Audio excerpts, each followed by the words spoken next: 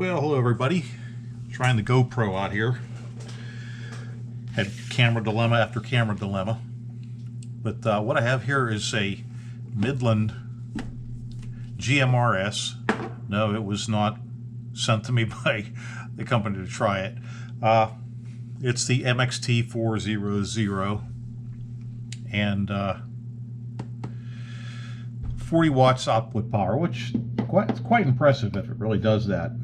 But anyhow, I just got it, and I've never messed with one of these GMRS or FRS or any of that. I guess it takes the place of the old 27 megahertz CB radio. These are in the 460 megahertz band, I believe, somewhere in that area. 460. I have the whole listing right here. Now they give this manual, and it's a pretty good, thorough manual, except it's tiny. I mean, it's my hand over the manual, and I know you can go and download it from the internet and have it probably normal size, but you know, I mean, if you keep this, you put this vehicle in your vehicle and you want to use it, it's nice to have maybe throw a regular size manual in the glove box. Again, nice manual, but just a little too small, especially as your eyes get older. So let's see what we got here. Now, I'm going to be moving this around, so I'm going to zoom out a little bit. Don't mind all the coax and everything. I was working on a different radio up here. All right. Give you a Midland sticker. Here's the radio. Let me get it out of here so we can see what the heck. That's the bracket. Here's the cable for it. A bunch of screws, mic bracket. There's the microphone. All right, let me get this all out of the way here. I don't think we need the screws right this minute. Here's the radio. They have a fake little plate put over it so you can see what everything looks like. Feels pretty rugged. It's got a fan. Looks like it has a fan back there. I don't see a fan, but I would think that was, anyhow, it's got cooling grooves. Connectors, pretty bare bones back here, not a bunch of stuff back here. A couple other connectors here, or terminals for some type of connection, probably an external speaker, and I think the other one was so that you could have a another remote off the ignition switch. All right, so here's the power cord. So what we'll do is, let me get it connected up here. We'll fire it up and just see what happens. See what we get as power output goes, and then maybe we'll see if we can take it up and find an antenna, and a real antenna, not just a dummy load. Let's see how it works.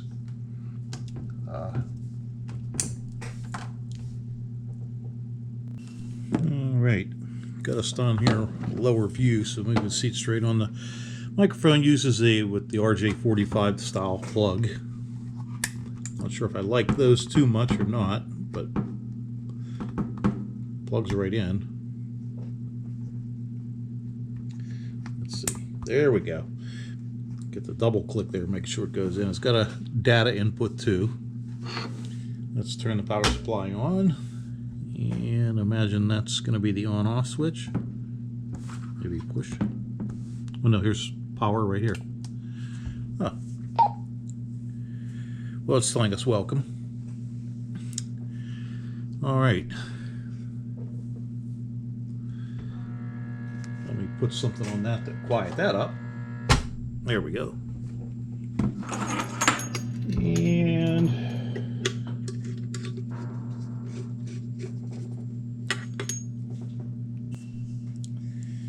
alrighty, let's see. Let me see what we can see here. Let me try to zoom in a little bit. All right, this.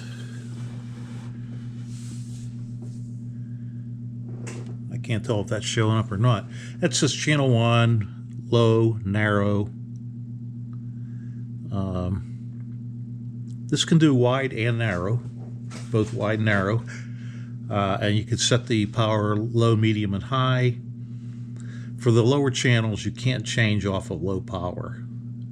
So it should be putting out about, I think 5 watts is the most you can do on that. So I have this on the 5 watt scale, which should be the very bottom. Let's see, 5 watt all the way. We'll go up to 20. On the 20 watt scale, so it'll be the middle. So 5 watts is right around, you can see the little 5 right there. We're on mid scale. Let's see what we get. 5 exactly. 5 watts exactly. Let's try one of the upper channels. We'll go up to, let's see, when it's no longer, here, channel 16. No longer has the power setting. Let's see, power level. What do I do to change that? Yep, medium, low. High won't display. So high should be 40 watts. So that's the 200 scale. There's 50, so it'll be right around here at about the top third of the scale should be. Looks like about 40 exactly. Let's try medium. Again, let's see. I don't know, medium looks kind of like 40 to me. Might be 30. 10, yeah, I guess it's 30. And then, of course, power level low would be 5. And that would be best reached on the 20 watt range. Same thing, 5. Perfect. Okay. So we know how that works. There's a ton of different options that you can change. They're all called out in this book. It scans for active channels. You can set all the priority channels. Your privacy code, you know, your tone squelch code can go in there. You set all that. Curious to know how durable it is actually on the road, but it feels pretty solid. It's a small thing. It's not very big. You can see my hand on it. So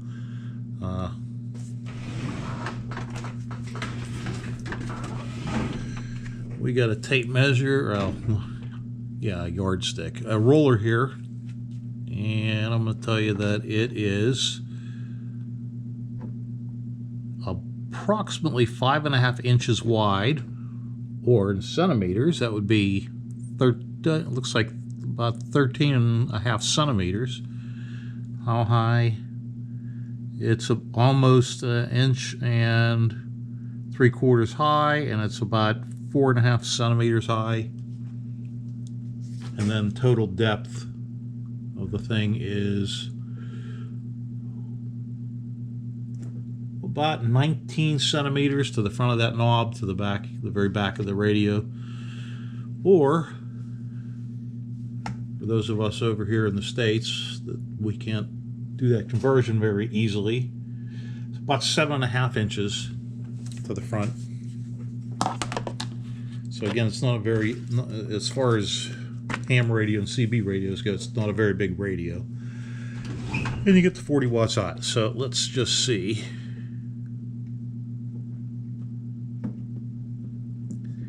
It has a monitor function.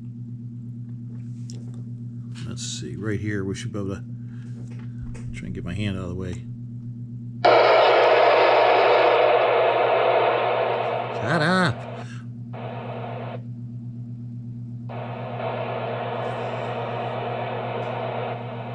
So that function would find anything that's below your security or your tone squelch codes. And let's see if I change channels, or do I have to set it every time? Looks like I have to set it every time. So we'll just say, we'll go back down here to, I don't know, channel 1. What the heck? Start at the very beginning.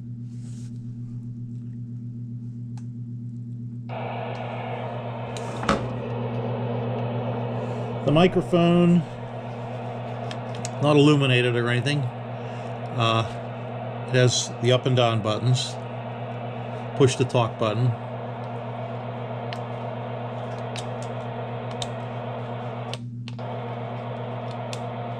I'm not sure. Let's look that up and see what that button is.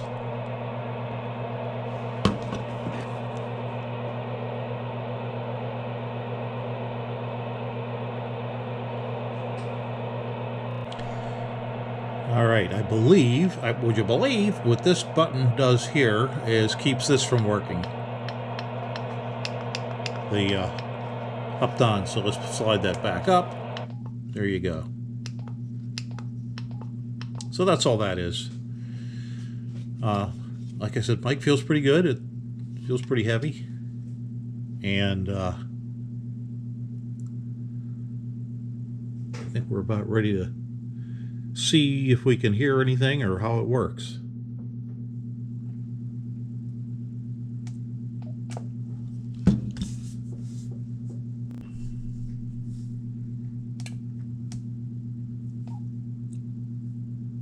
Let me look back at the menu functions here.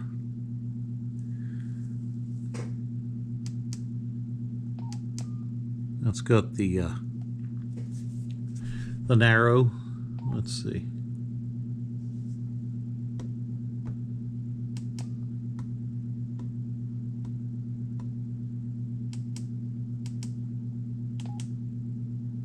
Well, we don't want to restore. Narrow band on.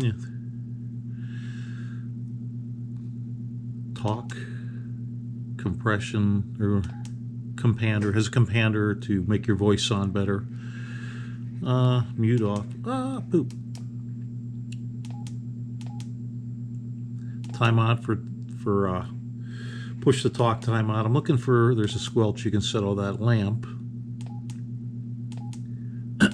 Let's go back and see what lamp options we have.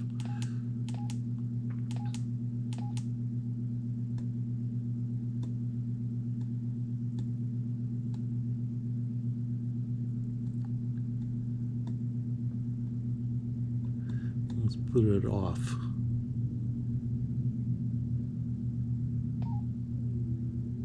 I don't know what that was. Oh, I didn't save it. Thought there was a way you could change the background color.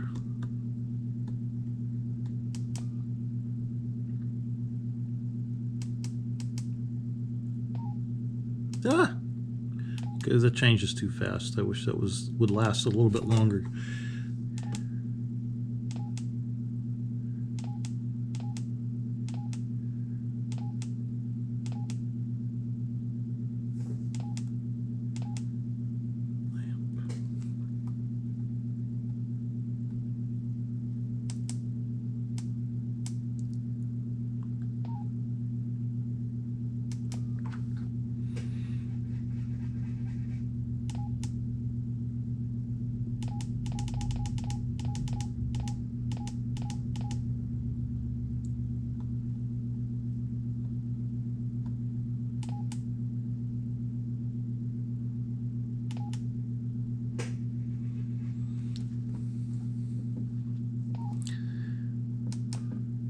Lamp. There we go. It just turns on the back light of the lamp.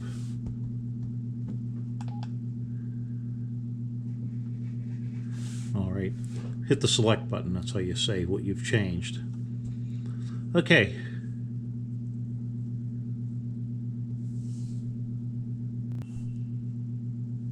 It's a little tip I'll share with you in case you never thought about it. But what I like to do is I keep one of these around for a cigarette lighter for the car, and I put a set of crimpies on it, one male, one female, and I take my radios and I put the same thing on it, one male, one female, and in theory the red one should match the red one and the black one should match the black one, but that way I can keep it like this and just run out and put it in the car, and I don't have to crimp one of these on or strip wires. And then I also, as you can see over here, what I was using for the other radio, I have a set of jumper leads with the same thing on it, so I can take these off and put jumper leads on it so when I'm working it here. But just an idea. Alright, I found a mobile antenna right there. This should work for us. And check the SWR on it already. And it barely moves. What do you got? One. Alright. So, Another thing I want to add here, it has a speaker on the top. Let's see. I kind of like that, but it might not be perfect in all installation areas. So if you look at my Kenwood down there, it has a speaker in the front, and then that dusty CB radio below it, it has a speaker on the bottom. That's not always the best to have it on the bottom. But then again, if I was to mount this directly under the dash somewhere, might not get the performance I want when that speaker's, you know, up against the dashboard. But anyhow, at least it has that option. Let's see, I heard nothing on channel 1. All right, we're back on the iPhone because I'm not sure what the GoPro's trying to tell me. Now I noticed too that you can't get to the FRS channels. There goes 1, 2, see when you go 2, 3, 4, 5, 6, 7, and then it skips over right to 15. I don't know if you can program to get, if you can manually select those FRS or not.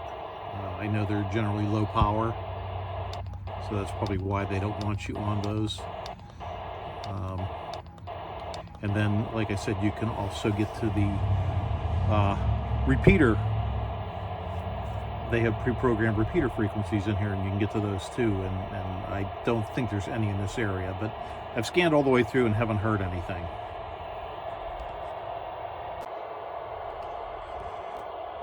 But it seems like a nice radio, and if you have the need for GMRS or a group that regularly uses GMRS, or you use them with your family, as you can see with a pretty conservative antenna and setup here, you can throw one in your vehicle and you'd be ready to go.